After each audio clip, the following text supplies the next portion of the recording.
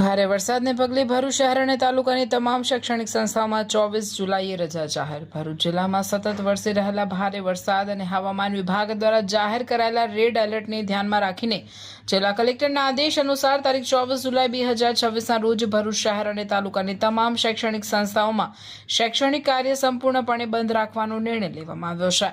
જિલ્લા પ્રાથમિક શિક્ષણ અધિકારી સચિન શાહ દ્વારા જાહેર કરાયેલા પરિપત્ર મુજબ સરકારી ગ્રાન્ટેડ, નોટ ગ્રાન્ટેડ, પ્રાથમિક, માધ્યમિક, ઉચ્ચતર માધ્યમિક, આઈટીઆઈ, તમામ કોલેજો તેમજ સીબીએસઈ અને આઈસીએસઈ શાળાઓમાં એક દિવસ માટે રજા જાહેર કરવામાં આવે છે. વિદ્યાર્થીઓની સલામતીને સર્વોચ્ચ પ્રાથમિકતા આપતા આ નિર્ણય લેવામાં આવ્યો હોવાનું પરિપત્રમાં જણાવાયું છે.